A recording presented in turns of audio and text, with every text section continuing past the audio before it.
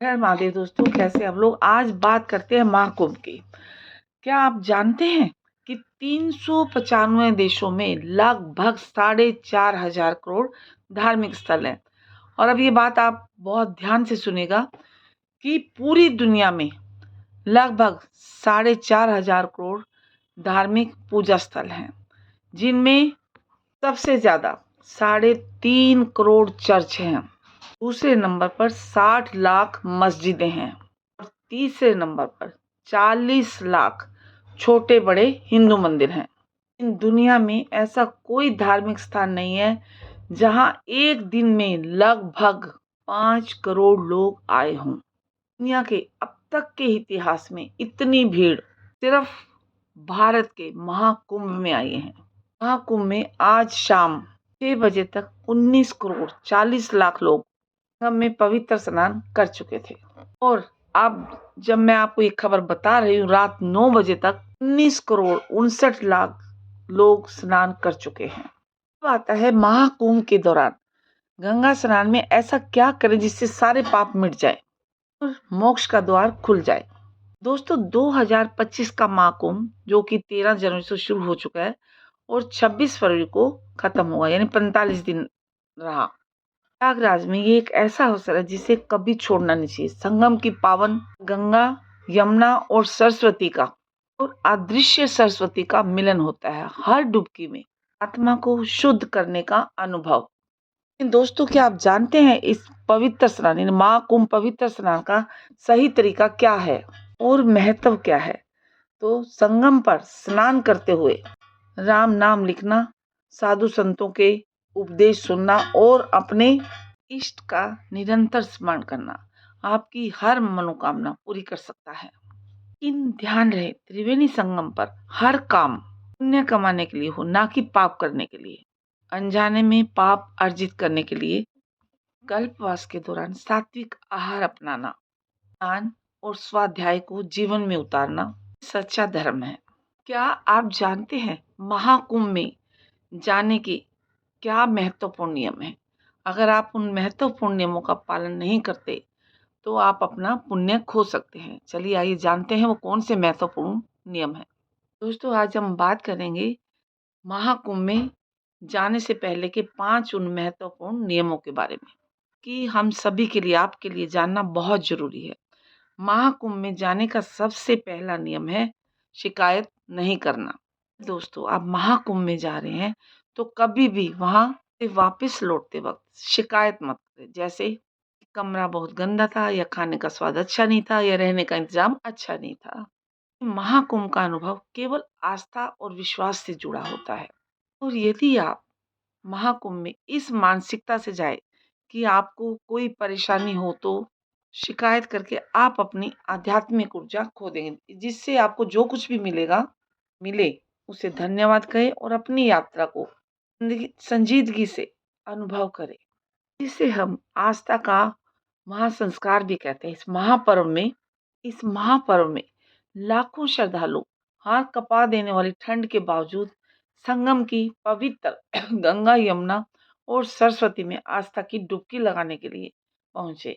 इस बार महाकुंभ मेला 12 साल में आया है, 12 साल बाद, और शिवरात्रि तक यह मेला जारी रहेगा। लेकिन क्या आप जानते हैं कि महाकुंभ में जाने के जो कुछ नियम हैं और सुझाव हैं, जिन्हें अगर आप पालन नहीं करते हैं तो आप अपना पुण्य खो सकते हैं। आज हम बात करेंगे उन 5 नियमों की महाकुंभ में जाने से पहले, जो कि आपके लिए जानना बेहद आवश्यक है। आपको जो कुछ भी मिले उसे धन्यवाद कहें और अपनी यात्रा को संजीदगी से अनुभव करें। अगर आपको कुंभ में शिकायत करनी है तो फिर कुंभ में जाने की आपको कोई आवश्यकता नहीं है। आप घर पर ही रहे तो ज्यादा अच्छा रहेगा, क्योंकि आप वहां से सकारात्मकता और पुण्य नहीं बल्कि समस्याएं लेकर अपने घर वापस लौटेंगे। अब बात करते हैं संगम के जल की। बहुत से श्रद्धालु ऐसे होते हैं जो संगम का जल लेकर अपने घर लौटते हैं।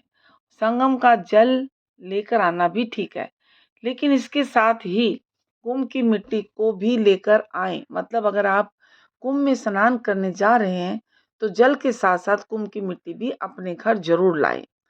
कुंभ की मिट्टी इतनी पवित्र है कि यहाँ पूर्व ब्रह्मा के साधुओं ने अपने चरण रखे हैं और यह भूमि इतनी पवित्र है कि हमें नहीं पता कि एक रात पहले शिव भगवान अपने चरणों में इसे पवित्र चरणों से पवित्र कर गए होंगे, या फिर नंदी महाराज ने अपनी यात्रा को की हो, इसलिए केवल जल लेकर लौटने से ज्यादा कुंभ की मिट्टी भी साथ में लानी चाहिए, क्योंकि यह भूमि अति पवित्र है और इसे साथ लाना एक महान कार्य होगा।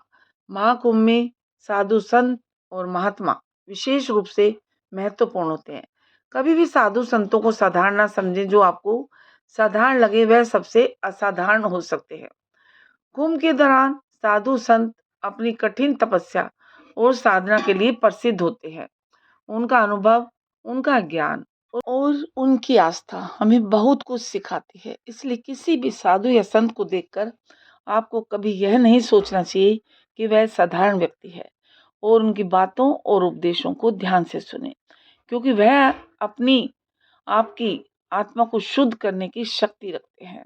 महाकुंभ में स्नान करना और संगम में डुबकी लगाना एक अवसर होता है जो हर किसी को नहीं मिलता। यह केवल भाग्य की बात है। आपको महाकुंभ में स्नान करने और साधु संतों के दर्शन करने का अवसर मिलता है, इसलिए इस अवसर को संजीदगी से लें। और जब आप संगम में स्नान करने जाते हैं तो इसे सिर्फ एक शारीरिक प्रक्रिया के रूप में ना देखें, बल्कि यह आध्यात्मिक यात्रा का हिस्सा आपका बना है।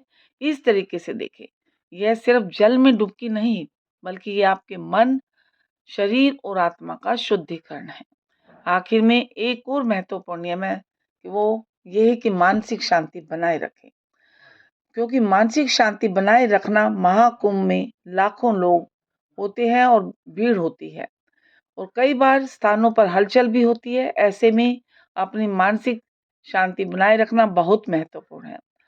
महाकुंभ में अगर आप जा रहे हैं तो मानसिक रूप से तैयार रहना कि यहाँ जितनी भी भीड़ होगी वह सब आपकी आस्था को मजबूत करने के लिए है। किसी भी स्थिति में आपकी मानसिक शांति सबसे महत्वपूर्ण है। तो ये थे महाकुंभ में जाने के महत्वपूर्ण नियम, जिन्हें जानकर आप अपनी यात्रा को और भी अधिक सफल और आध्यात्मिक बना सकते हैं। महाकुंभ का नजारा केवल भारतीय संस्कृति की महानता को नहीं दिखाता, बल्कि यह हमें आस्था और समृद्धि की नई राह भी दिखाता है। आखिरकार महाकुंभ का अनुभव केवल स्नान करना नहीं है, यह आपकी अंतरात्मा को शुद्ध करता है और आपके पापों को क्षय करता है और मोक्ष की प्राप्ति दिलाता है। तो अब बात करते हैं महाकुंभ का महत्व क्या है। कुंभ जो है इसमें 12 साल बाद जुड़ रहा है। इस कुंभ में जो हम सभी एकत्रित हो रहे हैं, वहाँ यज्ञ लगातार 1 महीने तक चलेगा। तो आप उसमें अपने परिवार की तरफ से आहुति जरूर दीजिएगा और सुनिए उस कुंभ का महत्व क्या है। यह अभी हम आपको बता देते हैं कि इस कुंभ के महत्व को अवश्य सुनिए। अधिकांश क्या होता है कि कई लोग उसको भी समझते, तो वो सब जा रहे हैं तो हम भी बस जाएंगे, बस यही सोचते हैं लोग, यही सोचकर जाते हैं कि वो जा रहे हैं तो हम भी जाएंगे, बस पीछे पीछे जा रहे हैं, बस भेड़ चाल। तो सब जा रहे हैं तो जाने पर क्यों जा रहे हैं हम, क्यों जाएं? जब सब लोग जा रहे हैं तो हम ही क्यों जाएं भाई? जाएं, पर दोनों ही बेकार में जा रहे हैं ना। जब तक आपको उसका महत्व ही नहीं पता और नियम नहीं पता, तो जब तक समझ नहीं रहे तब तक जाना बेकार है। किसी भी तीर्थ में घूमने की दृष्टि से नहीं जाना चाहिए। जिस तीर्थ में आप जा रहे हैं उस तीर्थ का महत्व आपको पता होना चाहिए, क्योंकि पता होने से फिर आपकी भावना भी वैसी ही होगी। नहीं तो फिर आपको लगेगा कि बस पानी में स्नान किया और आ गए। तो उसके महत्व के विषय में भी मालूम होगा, तो आप निष्ठा, पूरी निष्ठा के साथ उस तीर्थ में जाएंगे और निष्ठा के साथ ही जब उस तीर्थ में जाएंगे तो उसके जाने का फल कई गुना बढ़ जाएगा। जाने के क्या लाभ हैं?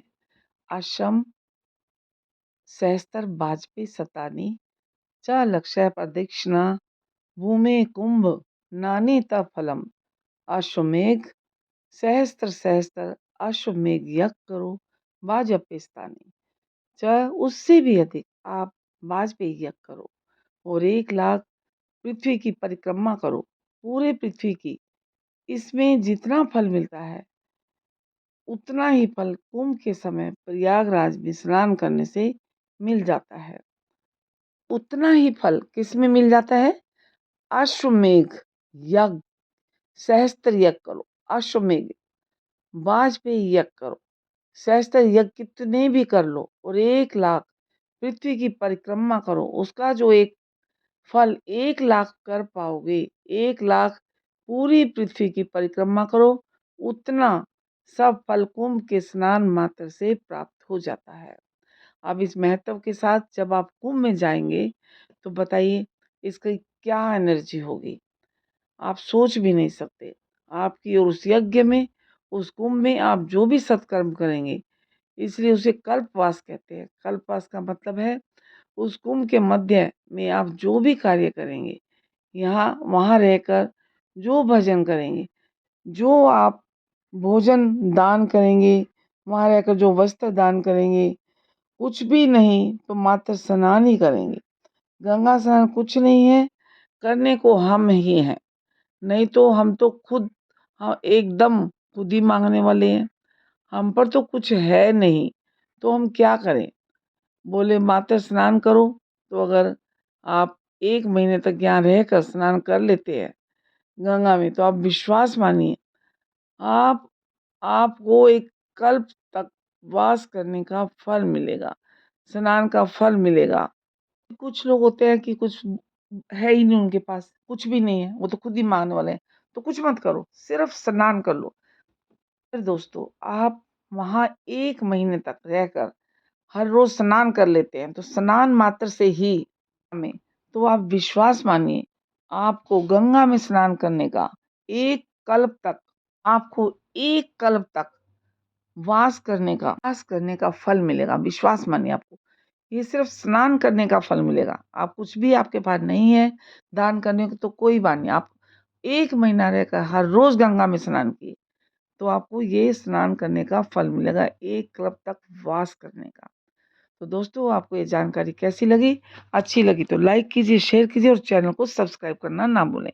धन्यवाद। ऐसी और नई नई जानकारी के लिए आप हमें सब्सक्राइब करें हमारे चैनल को, और पास में जो बेल आइकन है उसको ज़रूर प्रेस कीजिएगा। धन्यवाद। वीडियो को पूरी अंत तक देखिए, क्योंकि आधी अधूरी जानकारी खतरनाक है। और एक बात जो कि खास बात है, जो कि आपको ध्यान रखना है, गंगा में स्नान करने से पहले घर पर या जहाँ भी आप ठहरे हैं वहाँ स्नान करके जाइए, फिर उसके बाद गंगा में स्नान करिए, तब आपको उस पुण्य की फल की प्राप्ति होगी। इस चीज़ का ज़रूर ध्यान रखिएगा, वरना कोई फल नहीं मिलेगा।